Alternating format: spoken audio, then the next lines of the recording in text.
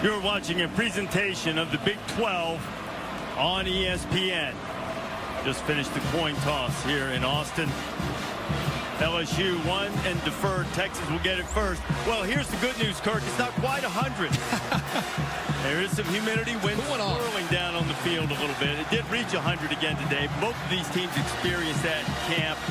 Texas had almost 3 weeks worth of 100-degree weather, and certainly it wasn't cool in Baton Rouge for Joe Burrow and the fellas either. Yeah, I think it could be hot for you and I and the fans, but I think these players are conditioned. Game already is in shade, so I don't think the heat will be a factor. And besides, Caleb Von Chason's already found where Texas keeps its water in the pregame. LSU kickoff team taking the field. Texas return guys, Deshaun Jameson and Devin Duvernay, are back. Getting set to kick it away is Avery Atkins for LSU. He had 10 kickoffs this year and got a pretty strong leg. Kickoff specialist for the Tigers. You look at Tom Herman. And we are underway in Austin. Atkins will drive that thing right out of the back of the end zone. And we'll start on the 25, and to introduce us to the Texas quarterback, here is Jenna Ellinger. And starting at quarterback for the Texas Longhorns, number 11, my son, Sam Ellinger.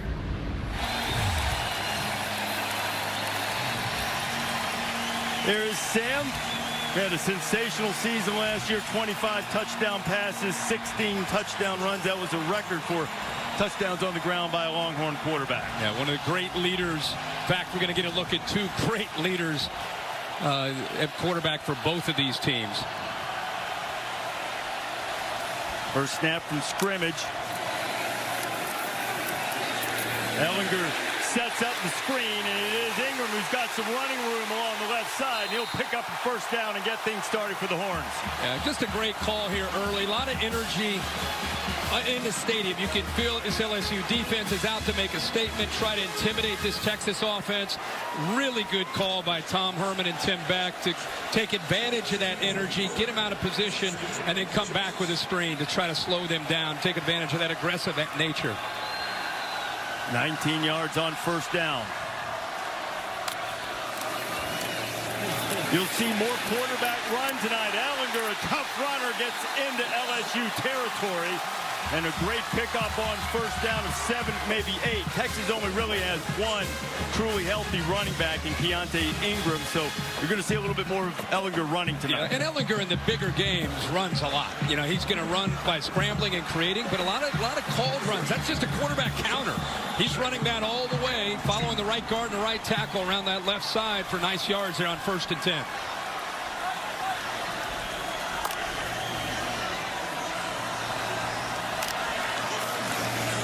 Second and 2. Ellinger with a down to play with. Takes a shot deep, and he overthrows Brennan Eagles, who had a big opening night with a couple of touchdowns against Louisiana Tech. Harry Vincent on the coverage.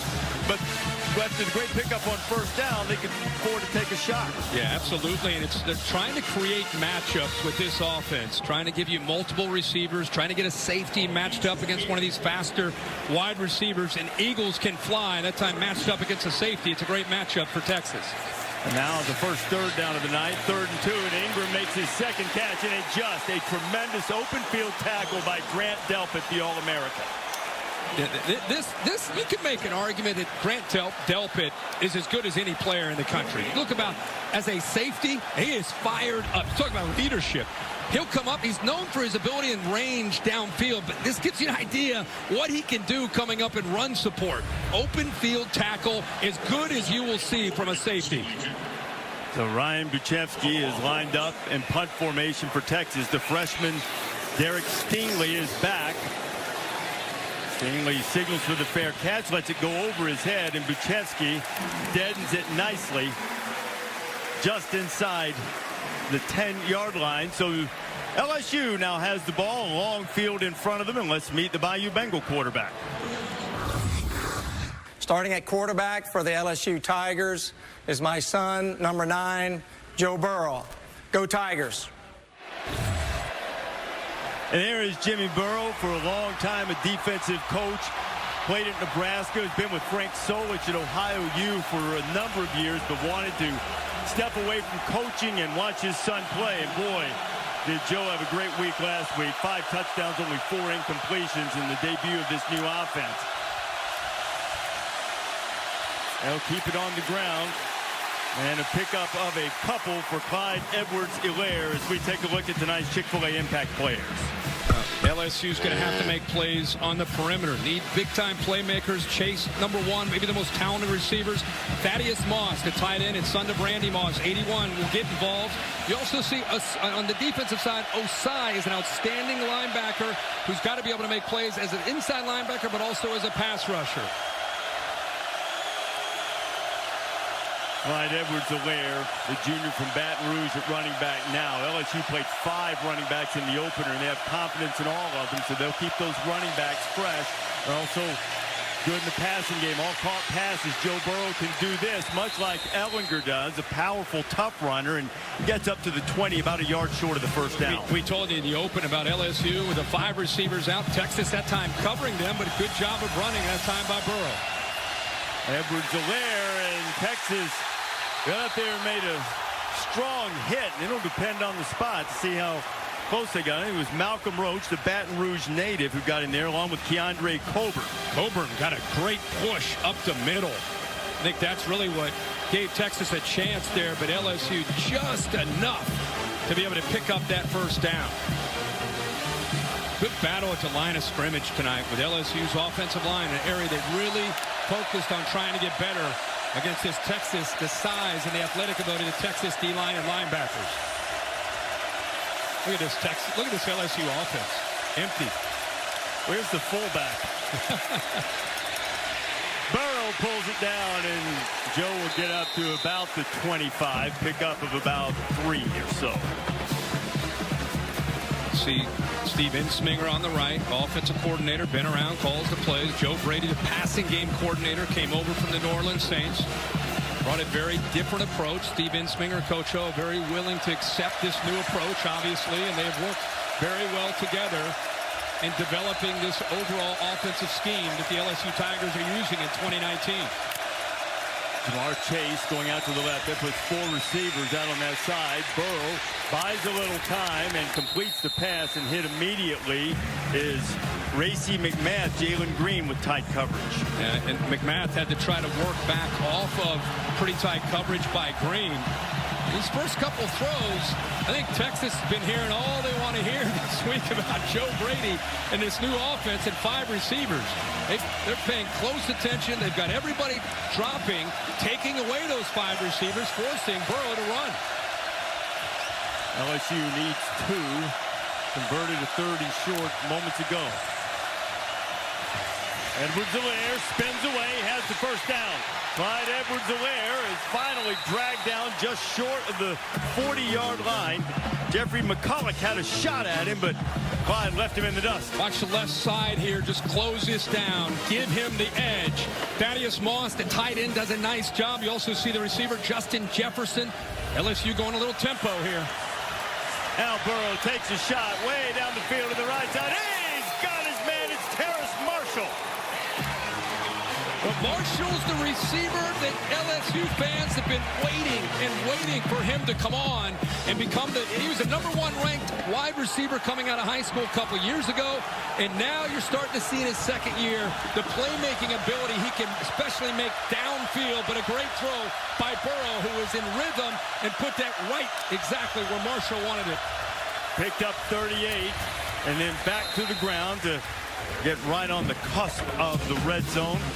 It'll be second down. So a lot of the throws in the opener against Georgia Southern close to the line of scrimmage, and this stretches them out a little bit going deep on that. And especially play. the timing of it. A little bit of tempo, trying to catch Texas napping, trying to create a little confusion or doubt with the call coming in from the sidelines from Todd Orlando. It mixed their tempo up very nicely on this drive. Edwards-Helaire Texas closes quickly and knocking down just inside the 20-yard line. B.J. Foster was the first one there. I think that's the biggest difference I've seen in looking at Texas, and I know it was just 1 week against an inferior opponent, but the speed at the second and third level. They're breaking in some new faces, but you can see the recruiting efforts of Tom Herman over the last couple of years. There's a lot more speed overall for Todd Orlando as a defensive coordinator to work with. Orlando's a guy who loves to create negative plays, and Texas could use one here. With the kind of pressure Orlando dials up. He gets some heat, and Edwards-Helaire can't hold it. B.J. Foster was right there. McCulloch, and the Texas defense stiffens. Well, they like to go with those bunched formations, kind of condensed formation here to try to create some doubt or confusion. But B.J. Foster sat there, waited, read it the entire time. So even if Edwards-Helaire had a chance to catch that, he's not going anywhere. This is Cade York, a freshman from McKinney, Texas. He made a couple of field goals for LSU last week against Georgia Southern. Has a chance to break the ice on the scoring from 36 yards out.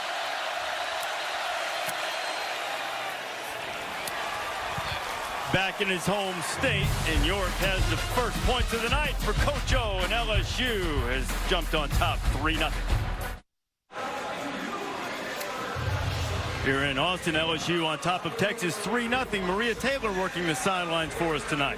That's right, Reese. And I just heard the message to this LSU offense, and it was basically they cannot cover us at the wide receiver position, but we're going to have to stay patient. So they're not happy that they had to settle for that field goal there. But the message that I received from receivers like Justin Jefferson throughout the course of the week is that they love the way the new offense is being run. He said every single day we're watching Saints film, I get to watch wide receivers like Michael Thomas do their job, and it's been so much fun to say that we're running a pro offense in college.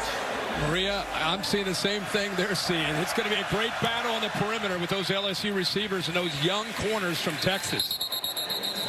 Avery Atkins with his second touchback of the night as we take a look at the Chick-fil-A impact players on this side of the ball. Texas, of course, has to have Ingram, the back, stay healthy tonight and be able to give them balance. Colin Johnson, big, tall receiver at 6'6". When he's left one-on-one, he can make plays downfield. Chason, we talked about him earlier from Houston, fired up for this game. And Grant Delpit is already made his presence felt. The leader on the back end, one of the top players in all of college football.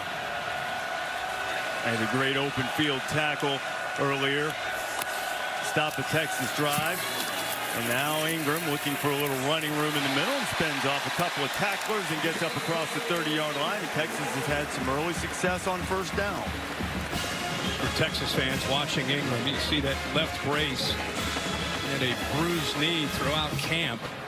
Tried to rest it as much as he can. They say that he's close to 100%, just continues to wear that brace to give him protection. But he's more physical, a lot faster in his second year in this offense as a sophomore.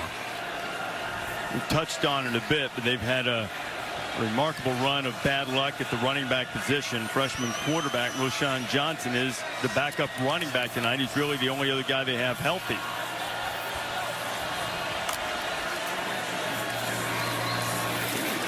Ellinger taking a shot into traffic, and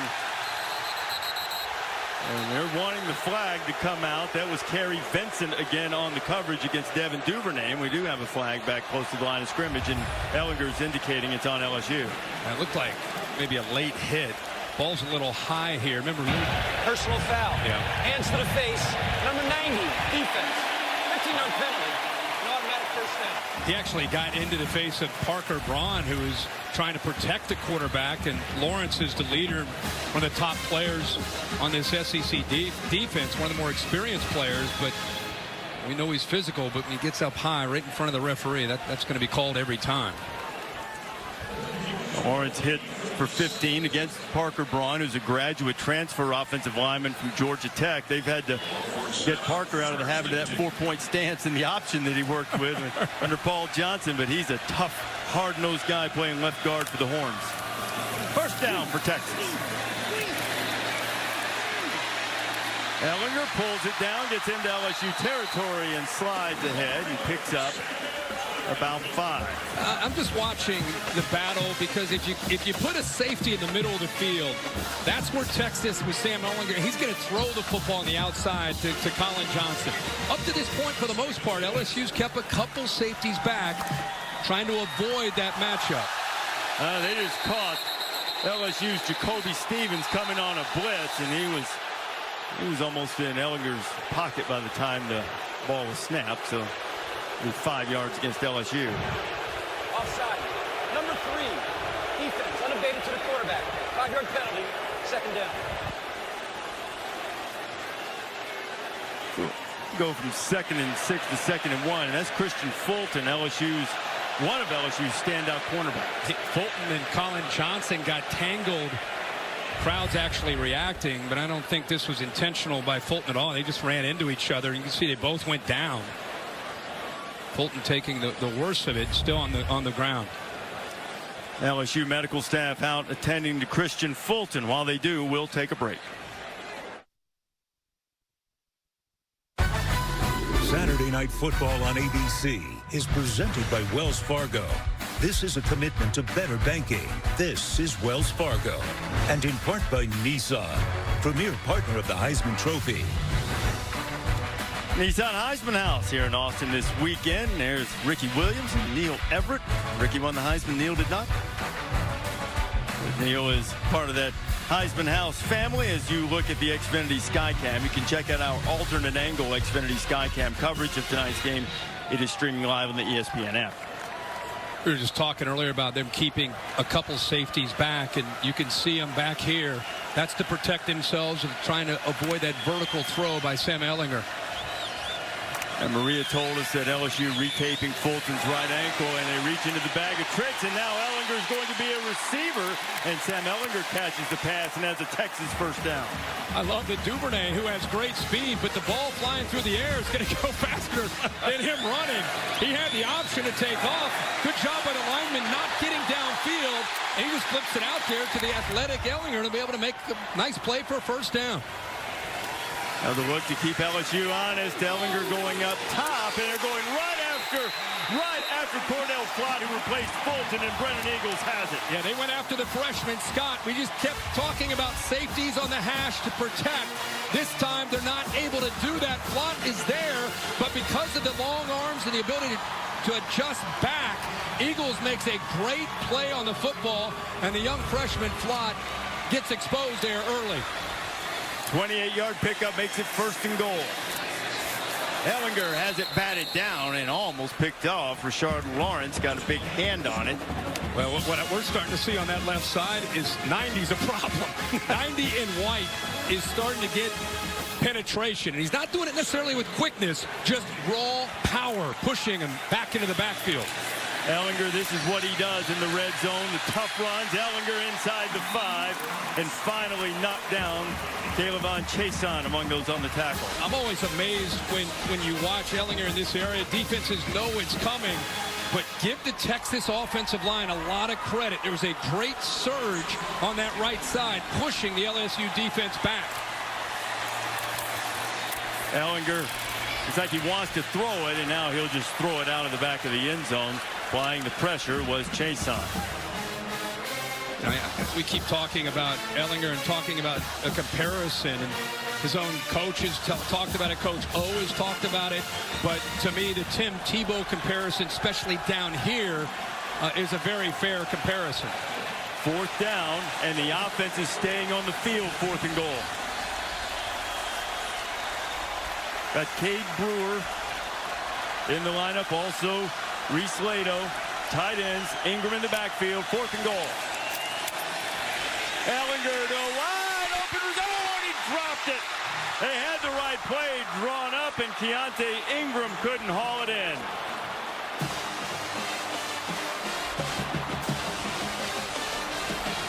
They had exactly what they wanted. Nobody accounted for Ingram out of the backfield. They went formation into the boundary. The linebackers never accounted for Ingram. He's left all alone. Ball's a little high, but Ingram would tell you he's got to make that catch every time. LSU loses the back out of the backfield, and Texas cannot capitalize. First roll of the dice of the night comes up snake eyes for Ellinger and the Horns. LSU has it from its own 3. Missed opportunity for Texas on 4th and goal.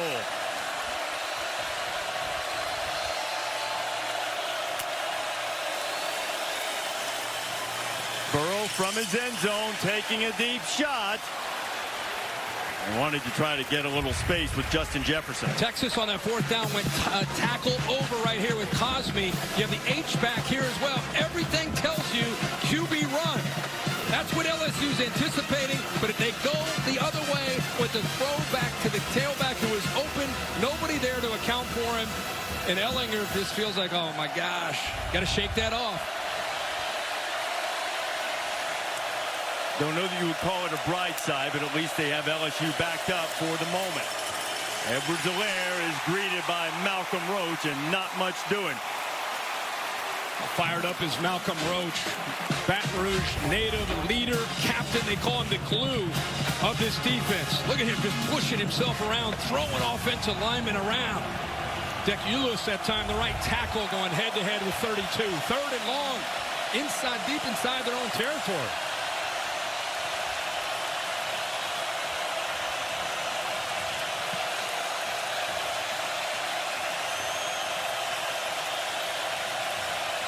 LSU's 2 for 3 on 3rd down so far.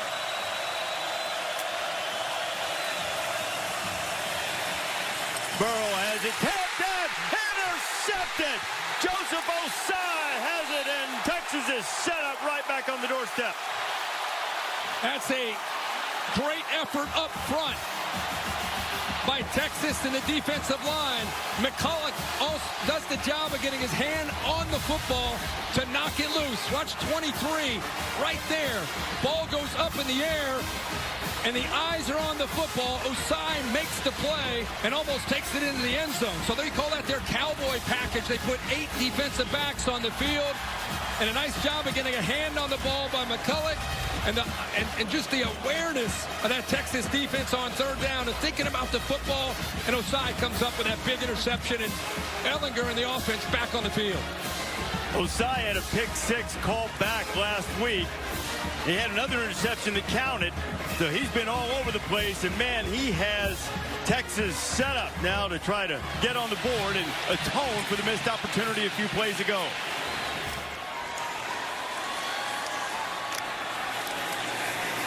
Ellinger picks up 1, maybe 2. It'll be 2nd and goal. He told us he dropped 3% body fat yesterday. And I said, you know, we both looked at him. He looks great. I thought he looked great last year, but he wanted to just get a little quicker. He's got the power. I mean, he's a powerful man in the weight room. But he felt like, you know, a lot of guys, they're trying to tweak something from one year to the next, and that was something he wanted to work on. But don't underestimate his leg drive and power that he has in this area.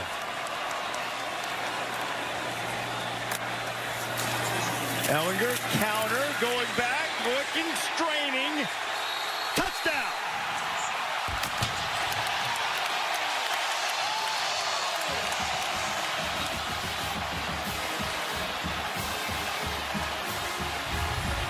He's a 550-pound squat guy, which tells you when he gets into this position right here, he's not going to let up. Oh, they're going to take a peek at that. Yep. The right knee actually touched about at the half-yard line. It's the progressive pylon cam. You see the knee right there before he gets to the end zone. Definitely going to take a peek at this. We have an SEC officiating crew. David Altman is our replay official. Before having any body part down, this play is now under video review. And that is John McDade, our referee tonight. And Coach O's defense, we believe, is going to have another opportunity. I think they're going to mark that.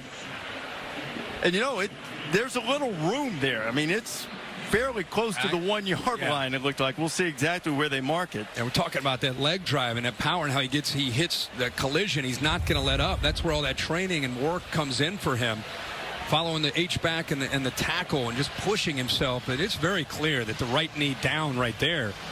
It's, you know, maybe inside the 1. Maybe on the half-yard line, Yeah, possibly. He's almost straight up. I think they'll mark it just inside the one where it will be 3rd and goal. Yeah. Dave Kataya telling us it's going to be the half-yard line. That's being generous, Dave, if they give him the full half-yard there. Dave Kataya, our officiating expert, up here in the booth with us. After further video review, the runner's left knee was down prior to the ball breaking the goal line plane. The ball will be placed at the half-yard line where it'll be 3rd down. And Dave's right again. They never place it on the 3/4-yard line, do they? No, Dave says actually they do. You know, these last couple series, they have had 4 plays inside the 8-yard line and not able to come away with any points as of yet. LSU just not giving in, showing some pretty good fight with their defense backed up near their own goal line. Let's see what Texas does. Remember, they tried to trick them. The last time they ended up dropping the ball with Ingram. 3rd and goal.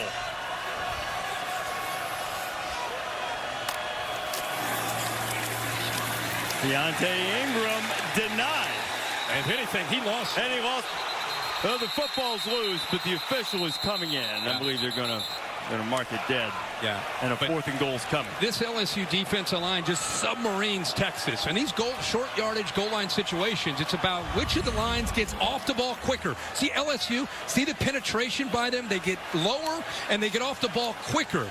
That allows that next level linebackers and safeties to be able to submerge the ball carrier. And he lost yards there, or lost maybe a half a yard there. There's Patrick Queen coming in there. So Texas, it's 2nd, 4th and goal opportunity of the 1st quarter. Ellinger going right, being chased, not much room, and LSU stops him again. It was Queen and Glenn Logan. Yeah, but you also have to see, before you get to Queen, you got to look at this defensive line. You talked about Logan. Watch the push through here. It allows these guys to scrape with their speed. 97, Reese, you talked about there. Logan, he does a good job of pushing it, and then the linebackers are able to clean it up. So many times we've seen Ellinger have success in these red zone situations, but the Bayou Bengals were swarming, and Coach O loves him some defensive line play. 8 plays now from the 8-yard line or closer, and no points for Texas. So LSU takes over again inside its own 5. They tried a deep shot out of the end zone last time on the first play. Blitz coming, quick pass this time out to Justin Jefferson. Jefferson getting a little breathing room, and it's knocked down just short of the 1st down. Pickup of 9. Caden Stearns on the stop. That's 8 plays, 8 yards, or 8-yard line or closer, and just no points. I like Tom Herman being aggressive. He's at home. He's got this crowd. Why not take those chances? But give LSU all the credit. And you can say whatever you want. He had a drop pass for a touchdown. I get that. But LSU deserves credit. Playing on the road, backs against the wall, playing and showing a lot of fight, especially up front on that defensive line. On the drop touchdown, Kirk, they got him to 4th down, too, so certainly they deserve the credit for it as Edwards-Helaire is greeted and slips a tackle and gets away from the normally sure tackling Brandon Jones. And picks up some yards across the 20. That is textbook on how to get off a block, a stalk block by a wide receiver. Jones, 19, gets off of that attempted block by Jamar Chase. And they were locked there for a while. But, man, that's the way he worked on it in drills on Tuesday and Wednesday to get off the receiver and make the play.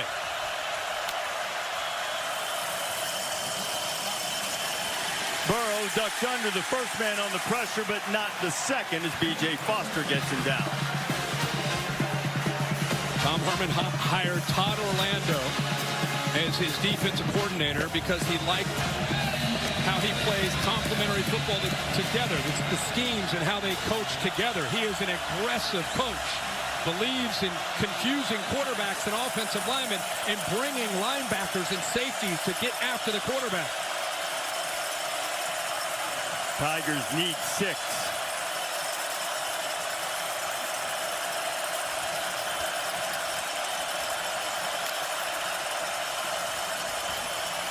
steps away from the pressure. He's got plenty of room to pick up the first down and more. And Joe, who's not much of a fan of sliding, will get out to the 35.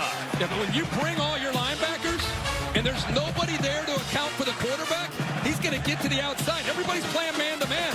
Somebody's got to be there to spy the quarterback, or because of the speed and the awareness of Burrow, he saw that. He saw the inside blitz, and he thought, is anybody going to come with me? Right away, he saw nobody was with him. Easy to pick up the first down there on third down. 16 yards on 3rd and 6.